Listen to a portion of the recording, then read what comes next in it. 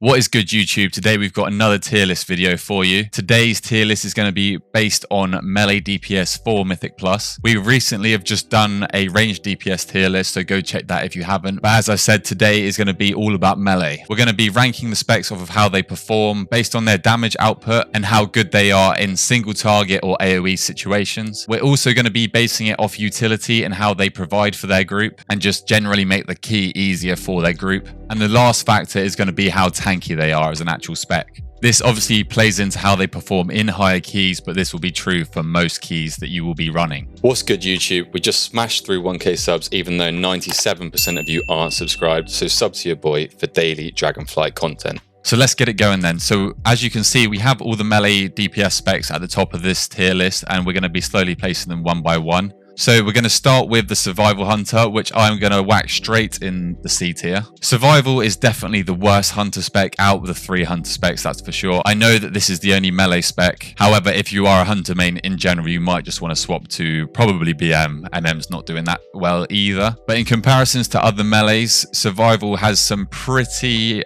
below average single target DPS. And the AoE damage from Survival as well is nothing to write home about. It is definitely not what we've seen in the last season of Shadowlands, where it was just absolutely blasting the meters. It is now doing some pretty mediocre damage. It's not awful, but it's nothing crazy. You have the new abilities like Fury of the Eagle, but unfortunately they're just not adding too much to the spec. That ability in specific is obviously somewhat of an execute, having more crit chance below. I believe it's 65% health, but it's still just not doing much. Most of the damage is still coming from the bombs. Most of the damage is still coming from your bombs, your kill commands, and your serpent stings actually.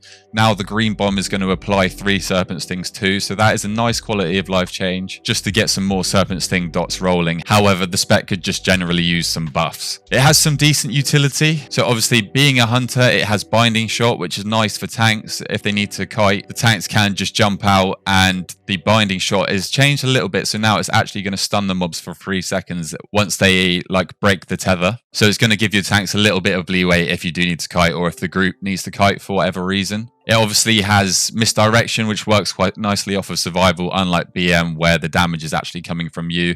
Obviously, a little bit is coming from your pet, but most of it's coming from you, so that threat is going to be redirected. You've also obviously got the traps, freezing trap, which you can actually use as a stop or interrupt if you've got some good aim for all my FPS players out there. And then you obviously have tar trap as well as another kiting piece of utility. Finally, the Survival obviously brings lust. It's one of the few classes that can actually bring lust to a group, so that is very handy and does work in its favor. So all in all, the Survival does actually have some decent utility for Mythic Plus. Survival Hunters, ironically, aren't the most survivable spec in the game. They do have some nice defensives, obviously in the way of a semi-immunity from Turtle. Obviously, some abilities can still penetrate that. You have Survival of the Fittest, which is a nice little DR, and you can amplify that with a choice of talents. But it definitely could use some of the conduits that we had in Shadowlands. For example, the Feign Death conduit would go down an absolute treat for all Hunter specs in general. But yeah, they aren't the most tanky spec in the game. The only thing I will say that separates Survival from the rest of its Hunter specs is that it obviously stacks Verse as one of its main secondary stats. So that is just passive damage reduction that is nice for the Survival Hunter. But yeah, at its current state, Survival I would place in the C tier. Next, we have a very solid spec in the way of Havoc Demon Hunter. I think I'm going to place this in A for now. I could eventually be persuaded to put it in S tier. However, I just don't want too many S tier specs, especially in just a Melee tier list, because I ain't trying to have a Melee meta. Havoc is putting out some very good numbers on single target, especially with talents like Essence Break and Chaos Theory. It is doing some very respectable damage on bosses. But where Havoc really shines is its AoE burst and even consistent AoE. Havoc has some great sustained AoE through talent builds like the Soul Rend build, where you're using your Throwglaives to apply dots, and just maintaining those dots is going to keep your damage up there. Soul Rend I've seen is definitely pumping. And obviously, as a Havoc Demon Hunter, you're going to have decent cooldowns for every pack due to how short some of your cooldowns are. For example, you've got I-Beam, which is obviously going to grant you meta, and then you've got Essence Break, which is going to slash all enemies, increasing damage they take. It's only a short duration, but it is also a short cooldown as well, so that is very nice for Mythic Plus. Havoc is an insanely tanky spec. It obviously has a perma magic damage DR in the way of its tattoo wards, in the way of Illidari Knowledge, which is just a flat 6% damage DR from magic damage. It's got Blur, which is a great cooldown, and it's on a pretty short duration as well for how powerful it is. You obviously have Insane Leech being in meta for most of the dungeon. So you're just going to be passively healing yourself the whole time, which will make your healers absolutely love you. And that's something to note is Havoc just has unreal self-sustain with obviously the Shattered Souls as well healing you when you consume them. And if for whatever reason you do end up in a boss mechanic, you have insane mobility as well to just jump out of it if you need to, and you can avoid taking damage altogether. Havoc is actually really strong utility wise as well. You have a short ranged interrupt. I think it's 10 yards, but obviously still short, so you don't have to be on top of the mob that you're interrupting, which works nicely for focus kicks. If you're damaging one mob and the other mob that you want to kick is slightly out of the pack, you can just kick that if you need to from a little distance. You now have Sigil of Misery as well from the Demon Hunter class talent tree, which is actually huge, and another AoE stop for Havoc here. And you can actually talent into this increasing the damage that the mobs take from you after Sigil of Misery ends. So it's going to give you that much more of a reason to press Sigil of Misery and actually CC at the same time as getting a damage increase, which is really nice. And then obviously as a Havoc Demon Hunter as well, you have Chaos Nova, which is just the AoE stun. Pretty short cooldown again, but just another AoE stop for the spec. This class actually has some incredible utility for Mythic Plus. And thank God Sigil of Silence was taken away from them, because then they would just be absolutely broken. Imagine that, Havoc Demon Hunters having an AoE silence on top of all the utility they already have and tankiness and damage that they have. They are just an insane spec at the moment, and they were very close to me putting them in S tier. Next, we have another A tier spec in the way of Fury Warrior. Fury, in my opinion, is not quite as good as the Havoc Demon Hunter. It's doing some decent single target damage, but nothing amazing. But it's definitely a competitive spec on bosses. But by far the best asset of a Fury Warrior is its insane AoE damage. The AoE burst of Fury is absolutely bonkers. For example, you have Ravager, you have Odin's Fury, and Odin's Fury with the recent changes actually now grants 4 stacks of Whirlwind buffs, so you don't even have to open with a Whirlwind. You just open with the Odin's Fury and you can get rolling and cleave on the 4 targets around you. You obviously now have Avatar as a warrior now in general, which ties in nicely for the Fury Warrior, because your Odin's Fury is now going to proc your Avatar for a few seconds, and your Avatar is now also going to proc your Odin's Fury. So again, just more incredible burst for the class there. And as if that wasn't enough, you can either also take Thunderous Roar or Spear of Bastion, obviously dependent on tuning. For now, I think Thunderous Roar is doing stupid damage, and it's obviously applying the bleed as well. But Spear of Bastion is definitely doing the work as well. So dependent on the key, you can choose which one you want to take there. So yeah, Fury is definitely a class to be looking out for in the AoE situations. That is a definite. Unfortunately, the warrior class in general doesn't bring too much utility. The big one you could argue is obviously Rallying Cry, which is going to give your whole party a health boost. This is definitely a solid piece of utility and defensive at the same time for Fury and Arms Warrior. However, I would say it's a lot more clutch in a raid scenario. If it does go the way of a melee-based comp for Mythic Plus, then obviously Battle Shout is going to be huge coming from the Warrior. Obviously, this is dependent on what tank we're going to be running. If it is a prot Warrior, we're going to be getting that buff anyway. But I'm not going to take points off of Fury for that. It is just a nice piece of util that the class brings in general. You can take Shockwave, obviously, which is a nice AoE stun in front of you, and you can actually make it do some decent damage with the right talents as well. However, you will be losing a lot of damage for this from the Warrior class talent tree, because you'll be unable to take talents such as Thunderous Roar, Spear of Bastion, or even down the left with Avatar and the Odin's Fury procs there. So it's there, but I wouldn't advise too much on taking this unless they do tune it so that Shockwave does a lot more damage. And then obviously again with the stuns, you can talent into Stormbolt, which is just a single target stun, short cooldown, which is nice. And it's just another stop that the Warrior class definitely needs. The Fury Warrior is a really tanky spec. Obviously, you've got the stamina increase from the Titan script, having 2 two-handed swords, which is huge stamina gain for the spec. And then stacking up the talents, obviously you have the 10% passive DR whenever you're in rage, which is obviously going to be a lot of the key. You have talents such as Bitter Immunity, which is basically the Kyrian file from Shadowlands, which is a 20% heal and removes most debuffs from you. And this is just a nice bit of extra defensives for the Fury Warrior, on top of obviously your basics like Enraged Regeneration and Spell Reflect. And now Spell Reflect is also actually going to make you take 20% less magic damage for 5 seconds as well. So that's a huge change for the Warrior class. So yeah, I would place Fury solidly in A for now. I feel like Fury Warrior or Warrior in general has always been quite slept on for Mythic Plus in previous expansions. But I can also see where people are coming from, because they do just seem to rely too much on how their damage is performing, and they don't bring much to the key other than big damage. Sticking with the Warrior then, we also have Arms Warrior, which I'm going to place in the B tier. Arms probably has slightly better single target damage than Fury does, especially dependent on how long the fight is. If it's a longer fight, then obviously Arms Execute is going to come in absolutely clutch and destroy the boss. Arms has massive AoE burst damage as well, probably not as much as Fury. However, with the Warbreaker Bladestorm combo, you are definitely going to be dishing out some huge AoE damage. However, Arms is pretty reliant on cooldowns, so outside of the cooldowns, you're not going to be doing too much AoE damage. Obviously, it is still there,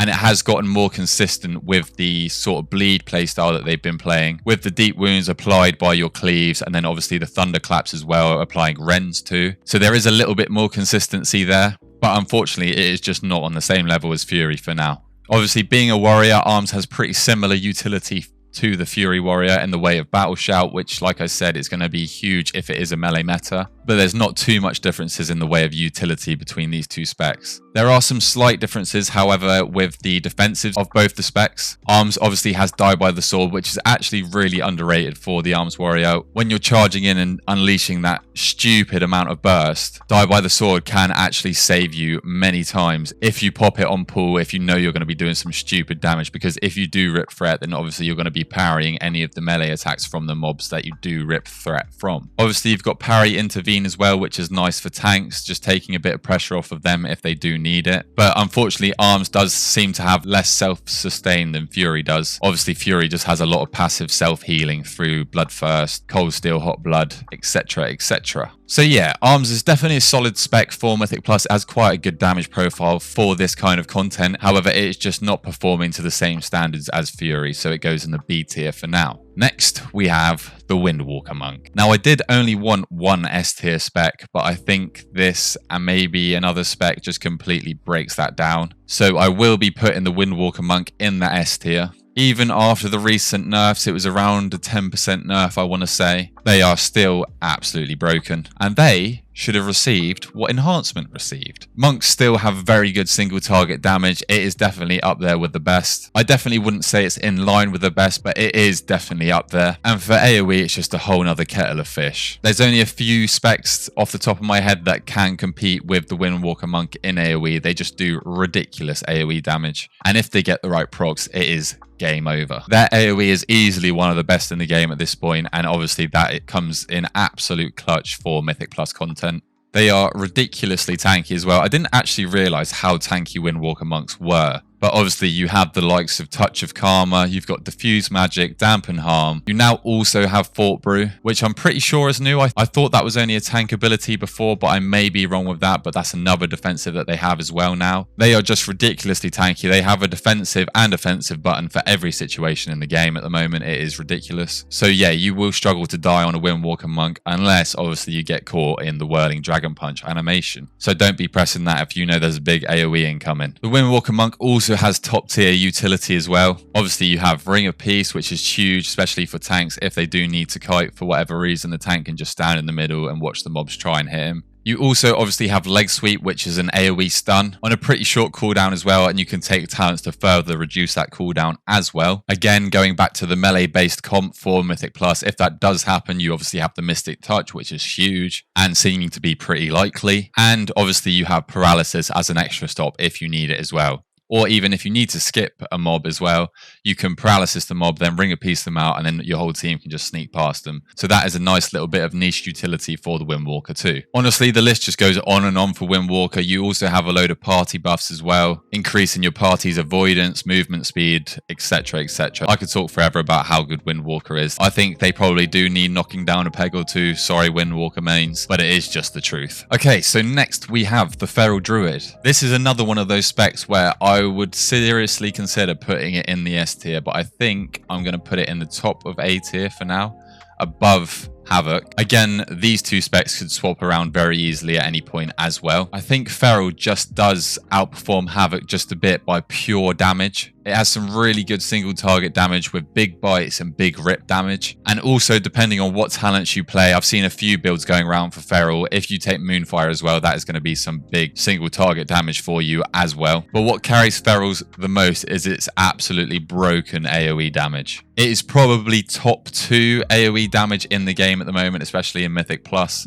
And this is thanks to the new talents like Tear Open Wounds. Obviously, you've got the Primal Wrath, which we had in Shadowlands as well. And you've got the Rampant Ferocity, Ferocious Bite Cleaves that work really nicely with the Apex procs that you get from the other talent that you'll be taking for big free ferocious bites that are going to cleave everything around you as well. The AoE on this class is absolutely busted, and you will definitely have a hard time trying to compete with a Feral Druid if you're not playing one yourself. But it would be nice to see Feral in the meta for a change. That would shake up a few things. And I'm all for these underdog specs coming up and into the meta. You have some great utility as Feral Druid as well. Obviously, Druids this expansion got Mark of the Wild, which is just a flat verse increase for your group. So that just helps with the overall survivability and damage of your group, and is actually pretty huge. You obviously have Typhoon and Ursol's Vortex, as I mentioned with Balanced Druid in the last video. This is some nice utility if your group ever needs to kite, specifically your tank. It really does help out your tank if he needs to reset his defensives or anything like that. You've got In-Cap Roar as another AoE stop. Obviously, you'd have to drop into bear form for this, but it is just another AoE stop that the Feral can provide. And then it is also a super tanky spec as well, through the likes of Survival Instincts, obviously. You've got Bark, which is a really short cooldown, so if you're ever in trouble or feel like you're in trouble, just press that and you will get it back before you know it. Feral has a lot of self-healing, obviously with its instant regrowth casts whenever you're spending combo points. And this healing is propped up by talents like Natural Recovery, which is going to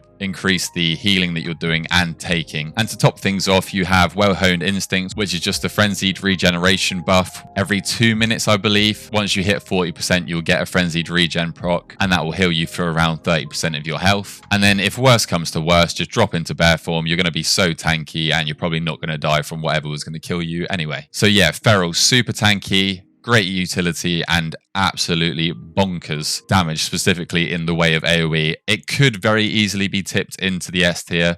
I just don't want to have too many S tier specs, as I'm sure you can understand. But this spec could easily end up in the meta. Okay, I know what you're thinking. All these specs are being rated very high. We'll go on to a worse spec. So Assassination Rogue, I'm going to bang in the C tier straight up.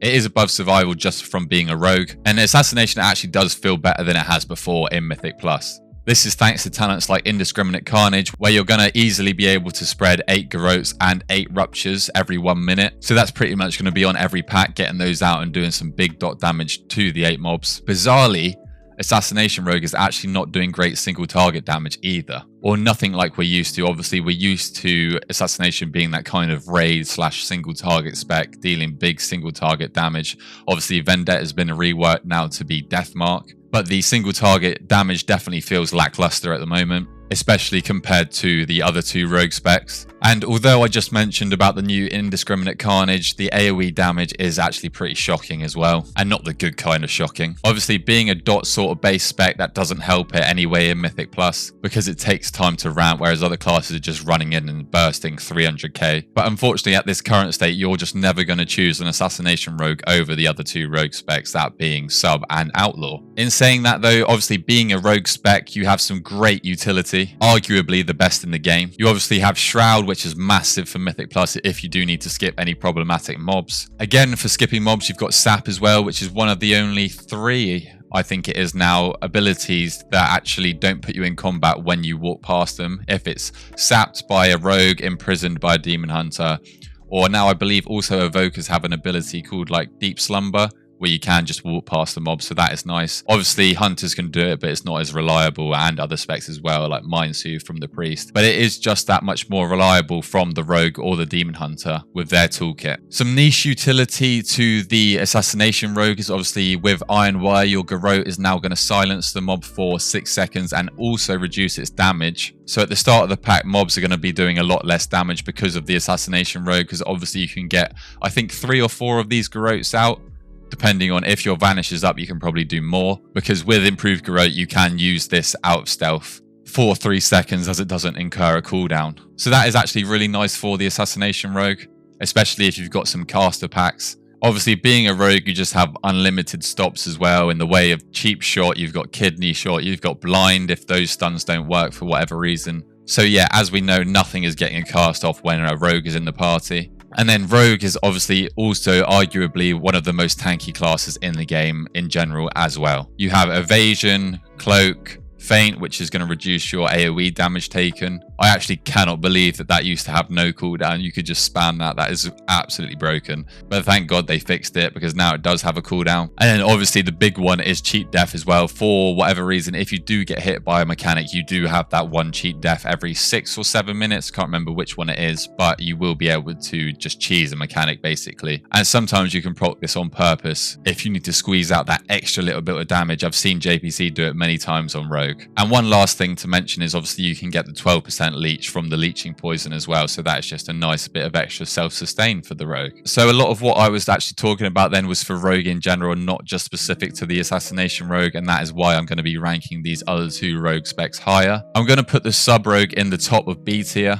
I think just from a utility standpoint, it does beat out the Arms Warrior, unfortunately. Sub Rogue has better single target damage than Assassination, that's for sure. It's still not amazing, but it is definitely better. And obviously, being a Sub Rogue as well, you have that niche of huge funnel damage, translating an AoE pack into huge single target damage on a prior mob, which saves you a ton of time throughout a key. For example, as we've been used to in Halls of Atonement, by the Rogue just funneling into that mob, it was saving so much time when Sub Rogue was meta. So yeah, we'll have to find which kind of mobs we need to do that with in Dragonflight. Sub Rogue actually also has decent AoE damage, to be fair. It's probably the best out of the Rogue specs on mass AoE. Notice how I said mass AoE. However, from what I've played in the beta, there doesn't seem to be that much huge pulls, so we'll see how that actually plays out. Obviously, with people getting used to the dungeons, etc., the pulls might end up a lot larger than we've been playing on the beta, which I'm sure it will be the case in some parts. But still, it will have to be above like 8 to 10 targets for sub to actually pull ahead in big AoE. Maybe even more, to be fair, from another spec of the Rogue, but I won't say what. Again, being a Rogue, the Sub Rogue has unmatched utility, and specifically to Sub Rogue, you have much more cheap shots through your Shadow Dance charges. Obviously, you get a lot more Shadow Dance charges. So as an example, you can triple cheap shot mobs if you need to. And you also have a nice little AoE 50% slow with Night Terrors after you Shuriken Storm. Shuriken Storm. So that can definitely be handy in Mythic Plus. Like we previously mentioned with Rogue, Rogues are just super tanky in general. Sub probably even more so, because you get a 10% DR while you're in Shadow Dance or Vanish or Stealth. And obviously you're going to be spending a lot of your time in Shadow Dance getting that extra damage, which is also passively just going to give you that damage reduction. So that is actually pretty huge, just basically taking a flat 10% less damage from all damage sources. This finally brings me on to our last Rogue spec, which I think I am going to put at the top of S tier. These two I'm still pretty undecided on, that it could go either way, but I think just in general Rogue is definitely more of an all-rounder in Mythic Plus. Outlaw's damage profile specifically allows the spec to focus more on single target damage, because obviously this directly translates into AoE damage through Blade Flurry. It obviously has had nerfs similarly to Windwalker Monk, and it doesn't have amazing mass AoE. That's what I was saying with the Sub Rogue. In a pool of 20 mobs, for example, the Sub Rogue is probably going to overtake the Outlaw Rogue. However, Outlaw Rogue is just king in pools of, let's say, up to 10. It does amazing cleave damage. Obviously now Blade Flurry stacks up to 8 targets, or hits up to 8 targets, I should say. So that's the nice little change for the Outlaw Rogue, doing a bit more widespread AoE damage on the bigger pools, instead of obviously what we were used to in Shadowlands, where the Outlaw would be at the bottom of the pack because it's only hitting 5.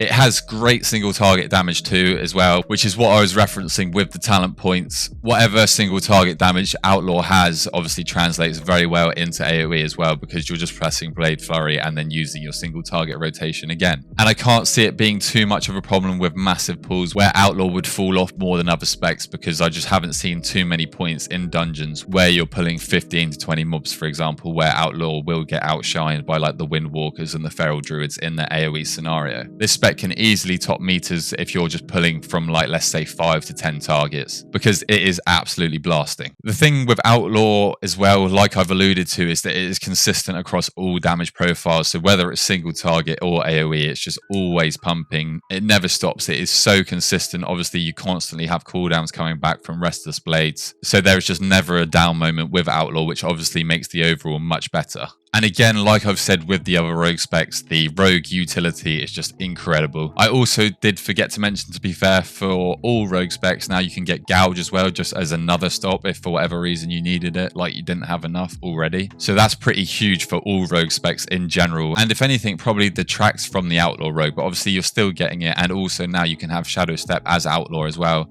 Obviously, what's nice for Outlaw as well is that when Blade Flurry is active, you get the extra distance on your melee attack, so that is pretty huge as well, just for standing out of mechanics while still being able to actually DPS when other melee specs aren't able to. Rogue is just incredibly tanky, which helps towards Outlaw being an absolute S tier spec. Like we said, we've got the evasions, we've got the cloak, we've got the cheat death, we got feign, the list goes on. And just to top it off for Outlaw Rogue, obviously versatility is a big stat for Outlaw as well, just increasing the damage you're doing, but more importantly, reducing the damage you're taking as well. In my opinion, this is definitely the best spec for Mythic Plus at the moment, just from an all-rounder perspective. The only thing, as you can see, that it could be rivaled by is the Windwalker Monk. But I think just being a rogue in general, you've got pretty much everything the Windwalker has except the insane damage, which I'm probably expecting will be nerfed a bit again before release. But you also have the likes of Shroud, Sap, and that other utility and stops that the Windwalker doesn't have. So for me, it just tips it over into the top of S tier, just above Windwalker. Next, we have the Rep Paladin, which I'm going to put somewhere in B. I'm just currently deciding where I'm going to put it. I think it's definitely behind Sub Rogue, but maybe just above Arms Warrior. So I think I'm going to place it in there for now. Obviously, we know Rep Pala was absolutely busted before it got nerfed.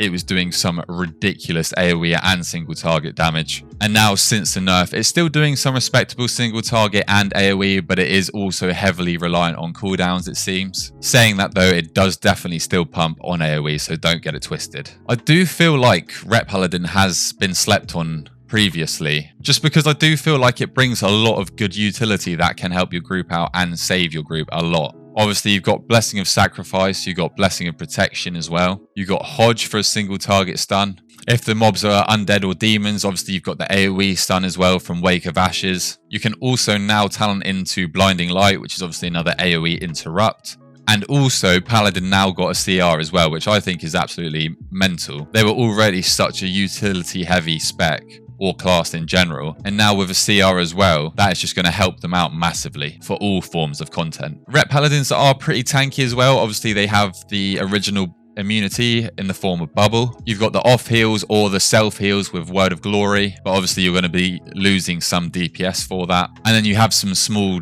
damage reductions. I think you have the 20% damage reduction shield, don't you? That's on a 1 minute cooldown. And then obviously also you can have Devotion Aura as well, which is a flat 3% DR for your whole group. So yeah, I think Rep Paladin slots safely in the B tier, just in the middle, above Arms, but not quite the utility and performance that Sub Rogue would bring to your key. Again, another very strong spec, the Unholy Death Knight. Unholy Death Knight is another one of those specs that could easily, actually I don't want to say easily, but could be tipped into the S tier depending on the scenario and group. I'm going to put it in A tier now, just behind Feral, but above Havoc. My reasoning for this is in a coordinated group, Unholy DK is just ridiculous. It is very, very strong in all situations. It has super good single target damage, even with the Mythic Plus build. And in AoE settings, especially with a coordinated group, like I said, it is an absolute monster. In large enough pools, there is nothing that really comes close to the Unholy DK. Maybe Feral Druid would, to be fair. And Windwalker, perhaps, if it got the right procs. But with cooldowns on AoE, Unholy DK is just mental. Obviously, you've got the Epidemic spam, you've got the Bursting Swords. Obviously, the more targets, the better for Unholy because of that quadratic scaling that we were memeing about back in BFA, but that has come back now. And so yeah, it is pretty much unrivaled in an AoE scenario. In forms of content like your MDIs, this is obviously going to be a complete monster. In smaller AoE packs as well, it's still amazing AoE DPS, however it really does shine in those massive pools. Both the DK specs are super tanky now in Dragonflight as well. They've gained a lot coming into Dragonflight. You obviously got Icebound Fortitude, which is a flat DR and stun immunity too. You've got AMS, which is nice against any magic damage, which there actually seems to be a fair bit of in Dragonflight. You've got AMZ, which is obviously a great defensive but also great utility for the group too. You can talent into stuff like Death Pact if you need a quick heal, and as if all of that wasn't enough, you now have Will of the Necropolis as well as any spec of DK. which is a flat 40% damage reduction once you dip below 30% health, which is just absurd as a DPS spec. Like, that talent is actually huge. Again, DK's gained massively coming into Dragonflight with the utility department too. You now have 2 charges on your death grip, so that is massive. Obviously for pulling in those casters, or even using as an extra interrupt if you please. You can talent into Blinding Sleet even as an unholy DK, which is obviously just the frontal cone disorient. If 2 grips wasn't enough, you also have Slappy Hands, which is a DPS cooldown at the same time, which is obviously going to pull mobs in every 1 second. So that's just another displacement ability that's going to stop any cast that you need to be kicking. You've got a single target stun in Asphyxiate, which is ranged as well, so you don't have to be next to the target to do that, which is huge. And to top it all off, you have obviously a combat res as well, so you'll cover that for your group if you don't have one. So yeah, Unholy DK is just a real monster in Mythic Plus. The only thing that it does lack on is obviously the meme, which is mobility for the DK. However, it doesn't matter too much with how tanky and how much utility you bring to the actual group. Just talking then, I've almost convinced myself to put it above Feral, but I think Feral is just going to out DPS it in general. Even in high keys, if you're not pulled around as an Unholy DK, then you're probably not going to be doing as much overall damage as Feral, but these two are definitely neck and neck. The next Death Knight spec is obviously Frost, which unfortunately is just completely shadowed by Unholy at the moment. I'm going to put this one in C tier, above Survival but below Assassination Rogue. Again, just because of the Rogue's utility. I haven't seen too many Frost DKs in the beta so far, but from what I have seen, it seems to be very mid single target damage. Nothing fancy at all. And to be fair, it does do some decent AoE damage, especially during cooldowns. Like we're used to with the Frost Death Knight, it's seeming to revolve around the Breath of Sindragosa playstyle again. So if you hate that kind of playstyle, stay away from the Frost DK. In regards to utility and defensives, obviously, like I said with the Unholy DK, Death Knights seem to have actually gained a lot coming into Dragonflight. So it is definitely solid in that regard. Like I said, you got the Slappy Hands for the utility, you got the 2 death grips, Blinding Sleet, Asphyxiate, etc, etc. And then obviously you're still getting Will of the Necropolis as a Frost Death Knight as well. But unfortunately, it feels like Frost is just going to look bad. Even if it wasn't that bad, it would still simply be outshined by the Unholy DK, and it would make it look worse than it is regardless. But it is just not performing at anywhere near the same level. So I'm going to put it in the middle of C tier. And lastly, they killed my baby. I'm going to whack the Enhancement Shaman in B tier, just behind Sub Rogue again. Obviously, the spec got some horrible nerfs recently for whatever reason from Blizzard. It obviously was performing at a very high level, but I think if anything was going to get that treatment, it should have been Windwalker Monk. A 25% damage nerf is just stupid. I don't know what they were thinking with that, but anyway, we roll. We're used to it with enhancement, aren't we? But in saying that, the spec is still not dead. I don't know if that does prove that it was massively overtuned. I don't think it was. I think it's just still holding up pretty well. Enhancement has definitely got some decent single target damage. However, like we're used to, it is very reliant on procs with the Storm Strike resets. You're now also banking on the Deeply Rooted Elements procs, which, by the way, feels unreal when it procs. Every time it procs like PogChamp, but that's beside the point. But even if you're proccing back to back, and the same for AoE, even if you're proccing back to back to back, it doesn't shine like it should with that amount of procs back to back.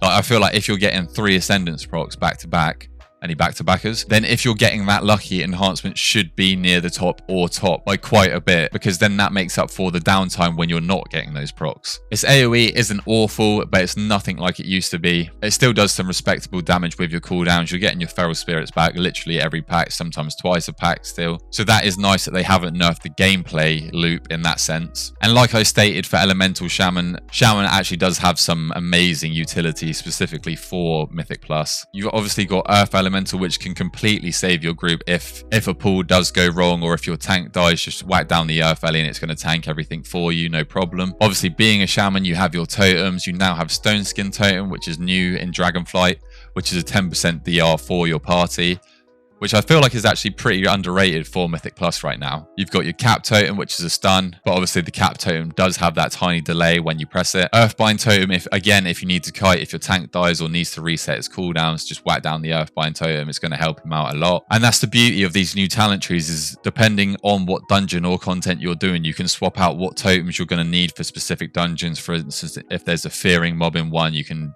talent into a Tremor Totem for that specific dungeon. So that is nice for the shaman. You also obviously have Sundering as well, which is part of your damage rotation, but it is going to in-cap and interrupt any mobs for 2 seconds. I would say in general, enhancement isn't amazingly tanky. I would say it's more tanky than elemental, that's for sure, but obviously we're comparing melees here. It does have those instant healing surges, which with the new talents where you can consume 10 Maelstrom weapon stacks, it is like a free lay on hands every time you consume 10 of them, which is pretty mental to be fair.